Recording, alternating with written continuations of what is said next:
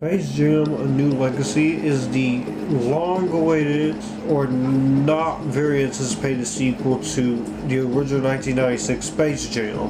This is directed by Malcolm D. Lee, the director of such things as Girls Trip, Undercover Brother, Night School, and Scary Movie 5. And the two Best Man movies. Also, Barbershop: The Next Cut. This is the standalone sequel to Space Jam, and this is the first theatrically released feature film to have the Looney Tunes characters since Looney Tunes Back in Action. It stars LeBron James and Don Cheadle and Chris Davis, and Cedric Joe and Soniqua Martin Green. This sequel to Space Jam: A New Legacy, superstar LeBron James and his young son Don gets trapped in digital space by a rogue AI. To get home safely, LeBron teams up with Bugs Bunny, Daffy Duck, and the rest of the Looney Tunes gang for a high-stakes basketball game against the AI's digitized champions of the court, a powered-up newer version of the Goon Squad. And if they pass the game, they get to be 40. But if they don't, they get stuck and outstay there forever. I will admit, when they first announced a sequel to Space Jam, I admit I wasn't pretty much enthusiastic about it at first, like everyone else. The first Space Jam is not a great movie by any means necessary, but it is a lot of fun, and it holds up mainly because of nostalgia.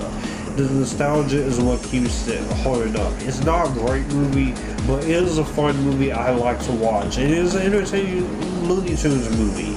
Looney Tunes Back in Action is actually my favorite of the Looney Tunes movies. It's more normal, but I think that is a very underrated film, and I can't wait to talk about that. But anyways, I have to say that I still went into Space Jam: A New Legacy with an open mind, and surprisingly, this was actually pretty good for the most part. Now, it's not going to break new ground or anything, it's not going to be an Oscar winner, but I do think this is actually a pretty good, serviceable movie. It's not that bad. Ultimately, I don't think it's nowhere as bad as people saying it is. You have a right to hate it, but the whole freaking discourse on this movie is just ridiculous at this point.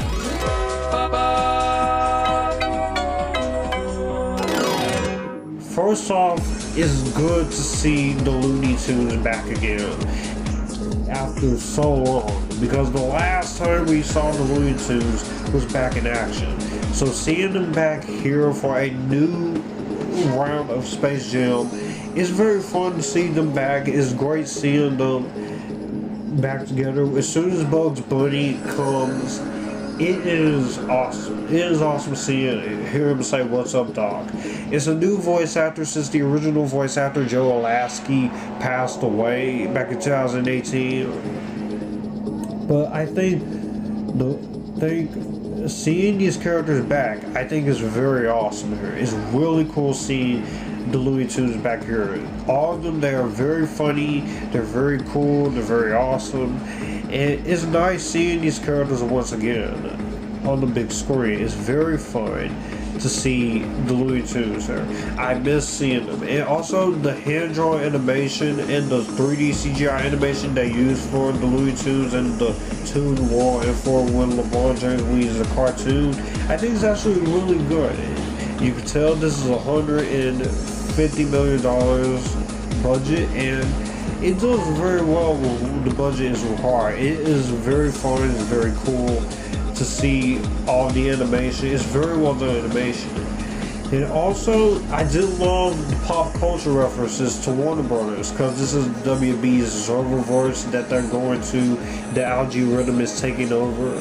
And there's a lot of great references in this movie. You have references to The Matrix, to Mad Max, Casablanca, Mortal Kombat, the DC Universe, animated, everything DC related, Austin Powers, Rick and Morty, The Iron Giant, King Kong, The Wizard of Oz, Game of Thrones, and of course, even referencing my favorite franchise of all time, Harry Potter.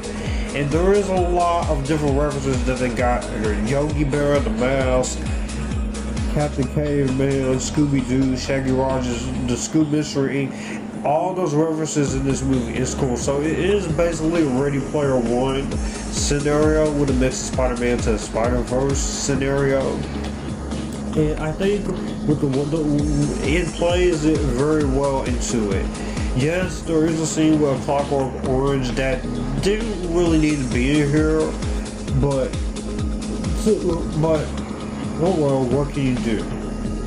And just every single go on these parties, I'm like, I remember that, I know that. So it was basically nostalgic feeling all over again.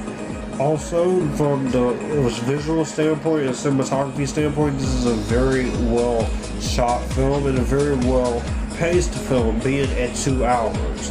It gives us enough time to breathe and enough time to be with the Space Jam characters, and it lets you have fun. You get to breathe, you get to have fun, you get to laugh a lot. I very much laughed a lot at a lot of jokes here. A lot of humor made me laugh. There were quite a few moments of humor that didn't make me laugh, such as the pig rapping, and some of the stuff where Grandma was a little, but I still found myself laughing a lot, especially at the Wonder Woman scenario with Lola Bunny, the Bugs Bunny stuff, Daffy Duck, the Tasmanian Devil, Tweety Bird. I was laughing, I was having a good time. Also, Don Cheadle and LeBron James. LeBron James is not an actor.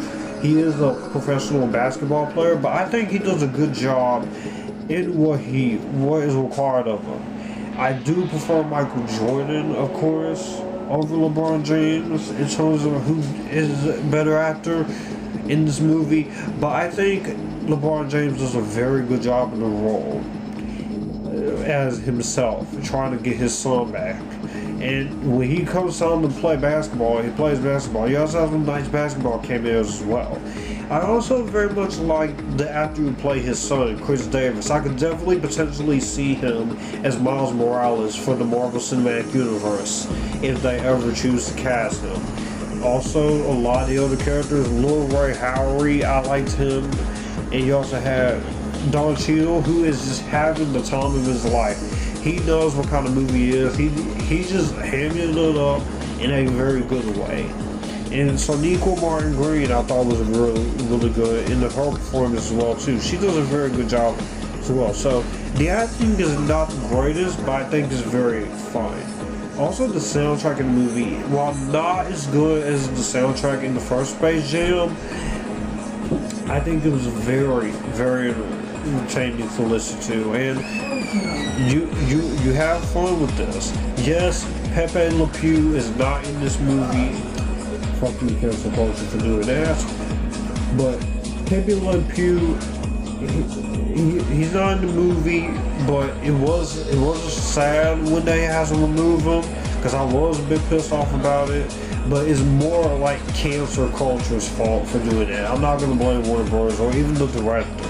And yes, they did change Lola's design from being overly sexualized, which I know pisses a lot of people off, but I'm like, guys, this is a freaking cartoon character. You can't sexualize this freaking bunny again. You have to change up the design. It's not, and it was not responsible to me too. Get the fuck out of here.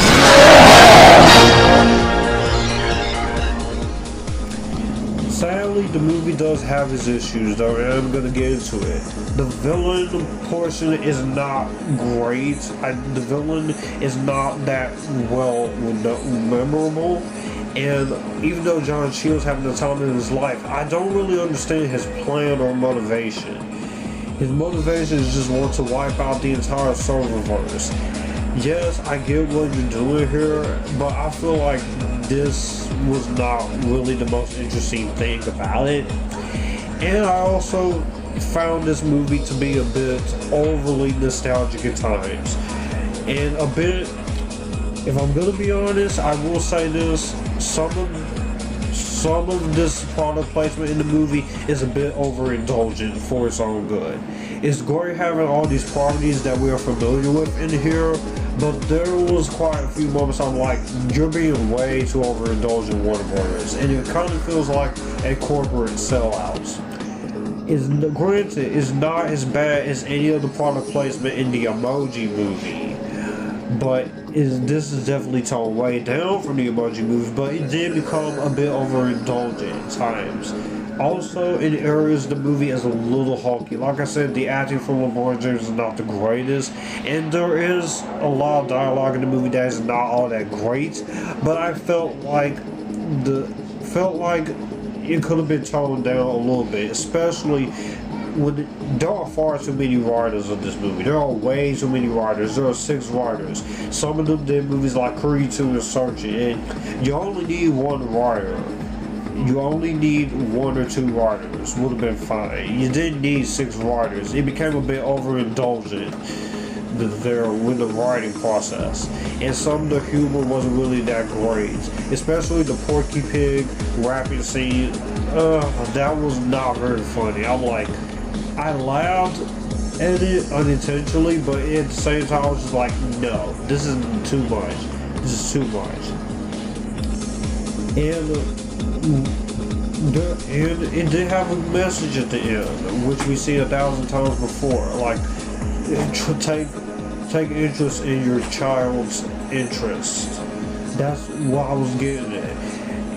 Is this Into the Spider-Verse scenario? No, I think Into the Spider-Verse handles it, the nostalgia and the whole product placement and the whole wacky and weirdness way better. Even Ready Player One did it. But Into the Spider-Verse, the reason why I brought that movie up is because it had a better story, it had better characters, and overall I think it was just the better movie.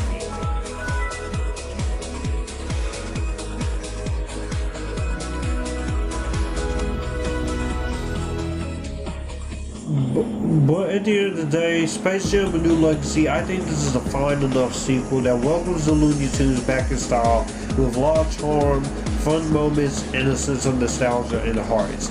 Even though this movie is a bit overindulgent on product placement at times, a little hokey in areas, and while it's far from perfect, I will say that this is an entertaining movie that I personally think is entertaining. It's not going to end up on my best movies of the year. If anything, it will be an honorable mention. But I do think this is better than what most people are saying to be.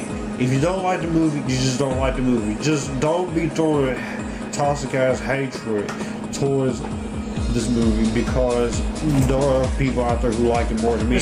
I'm going to give Space Jam: A New Legacy. I highly recommend it. So that was my review of Space Jam: A New Legacy. In the comment section down below, what did you think? Do you like it? Do you hate it? Or are you somewhere in the middle? All my social media links in the description box down below. Be sure to hit the subscribe button and the notification bell to get notified more videos like this drop. And as always, you guys keep it cool. Enjoy the Epictasticness. That's all, folks.